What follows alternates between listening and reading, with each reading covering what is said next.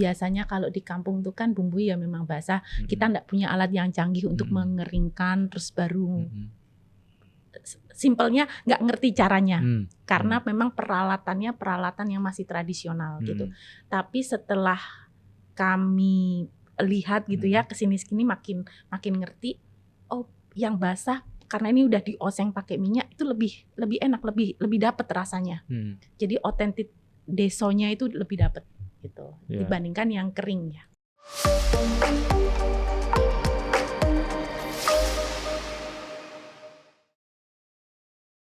Nah, jangkauan pemasarannya sudah sejauh mana ini, Mbak?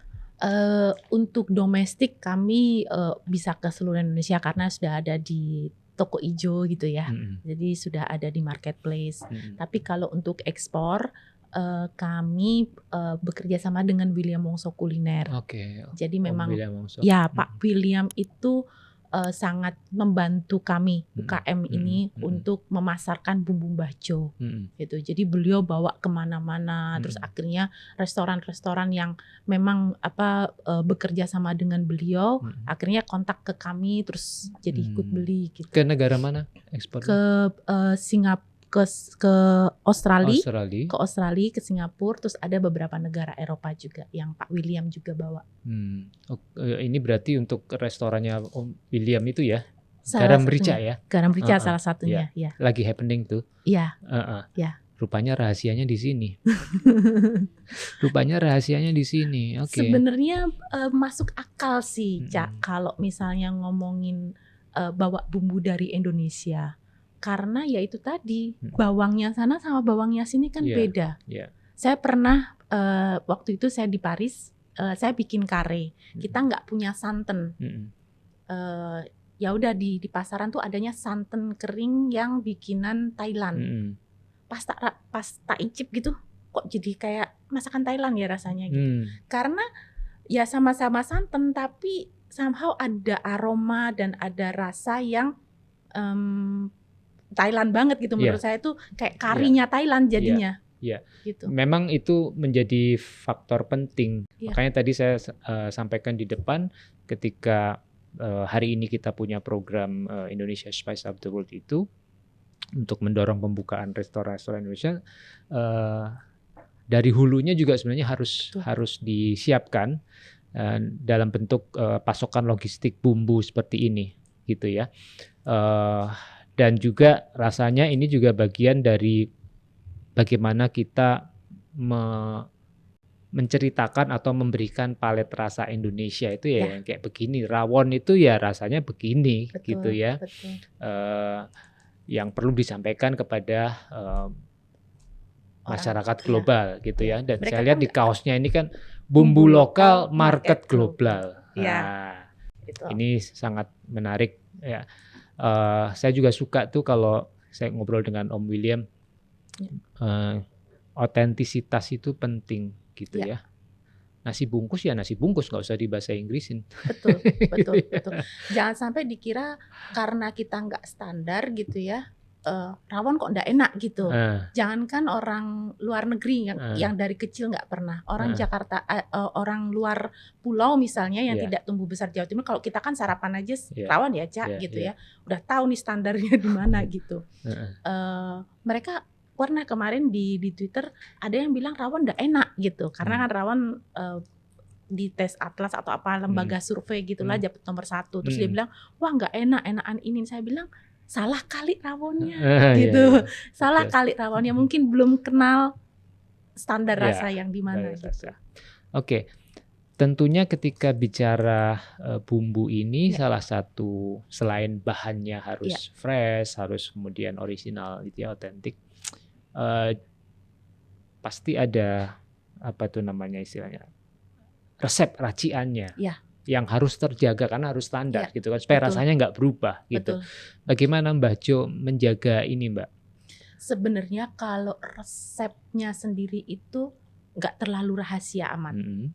Bahkan ibu saya tuh mengajari ibu-ibu PKK di Nganjuk untuk masak. Resep kami buka. Bahkan untuk bisa clearance di Australia itu kami kan harus kasih resep. Resepnya nggak detail sih ini berapa biji apa segala macam, nggak. Cuman percentage aja. banyak orang nggak mau, itu kan resep gue gini-gini. Saya bilang kalau resep sekarang orang bisa Google di internet. Tetapi kadang-kadang ada perlakuan khusus di cara memasak yang orang nggak ngerti. Kayak misalnya kluwek ini ya, Cak. Begitu kami dapat dari petani gitu ya. Jadi memang kami langsung beli ke petani dan ada penjualnya misalnya yang suka bawa ke nganjuknya gitu. Itu tidak langsung diolah. Kami juga melakukan satu tindakan lagi gitu. Jadi misalnya udah dibukain, kita keringin dulu supaya yang bikin bumbu awet adalah kalau kadar airnya ndak ada. Jadi dari bahan bakunya pun kami sudah ada perlakuan khusus ya, ada treatment khusus supaya kadar airnya tuh hilang gitu. Nah, kluwek itu juga gitu, kami jemur dulu. Jadi misalnya dari 1 kilo kluwek itu cuman bisa jadi 300-400 gram.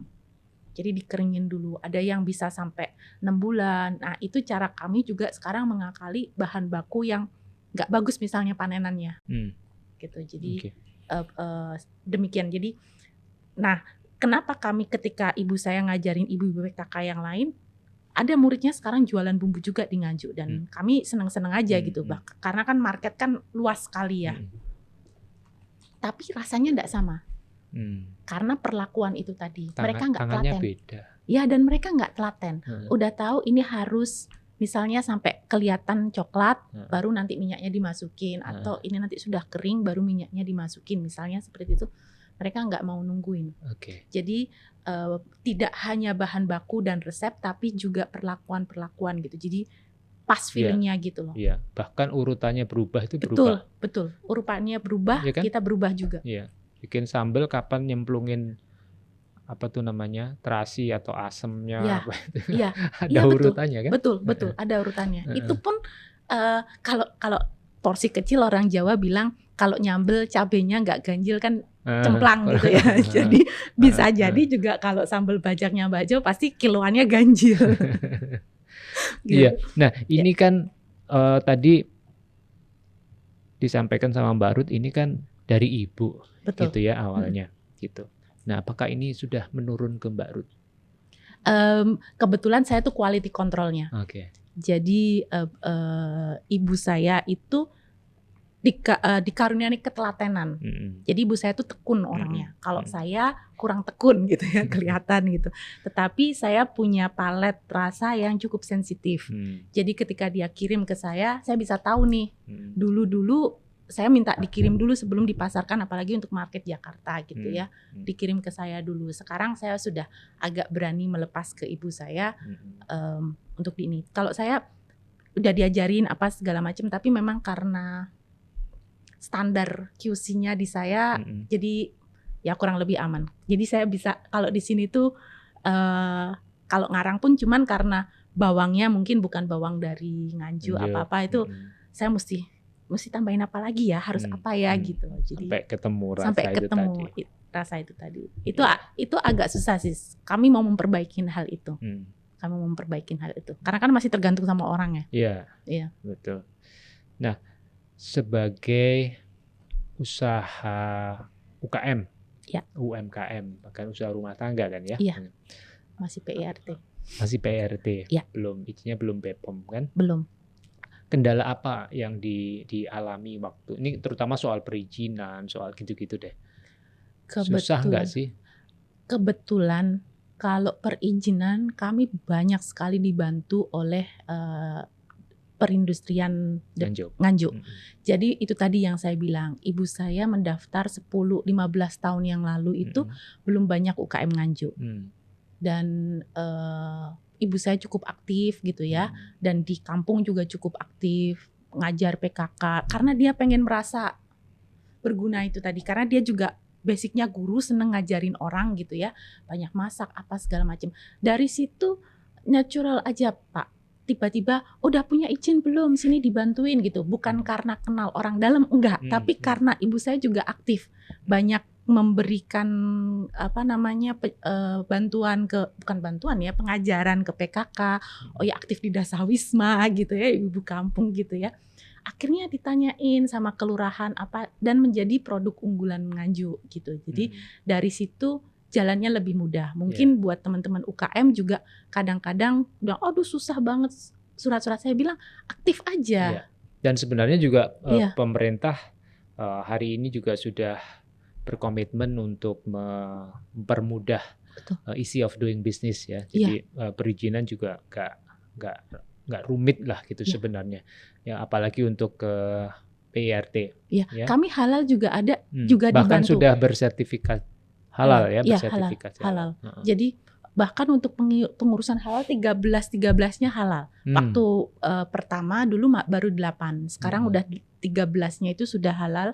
Itu juga sangat dibantu oleh Dinas di Nganjuk. Dalam arti ya itu tadi, karena kita juga sangat aktif di lingkungan gitu ya, ngajar apa segala macem gitu.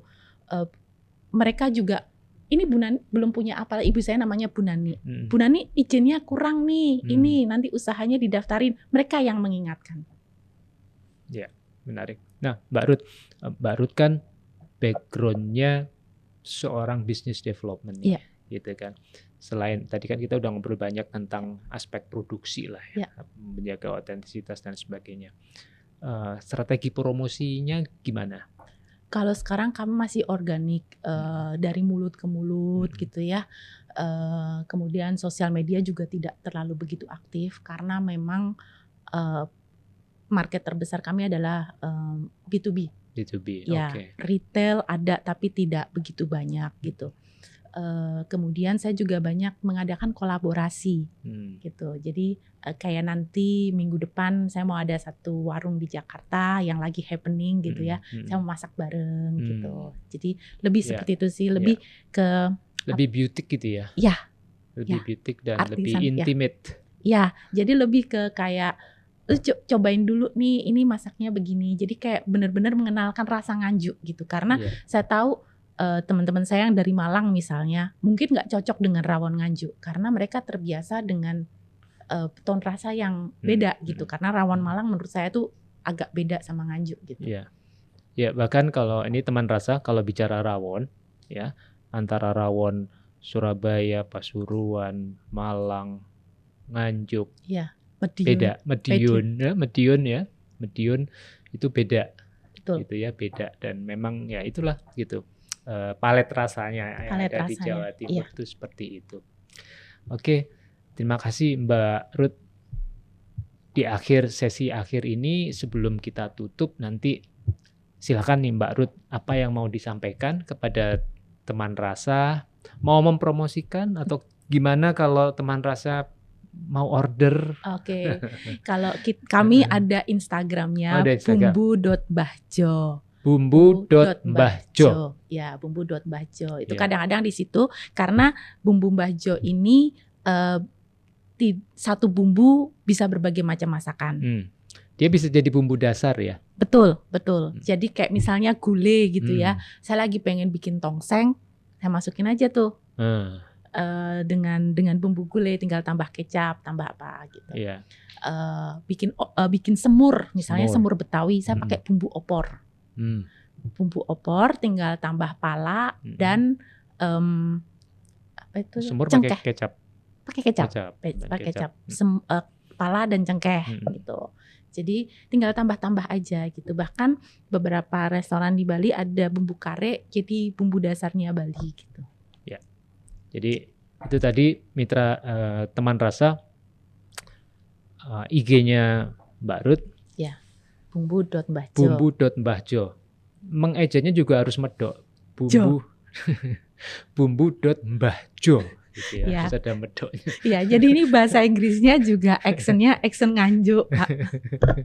Accentnya accent Nganjuk. Oke, terima kasih Mbak Ruth. Sukses dengan Mbahjonya. Semoga mendunia dan membawa rasa Indonesia mendunia.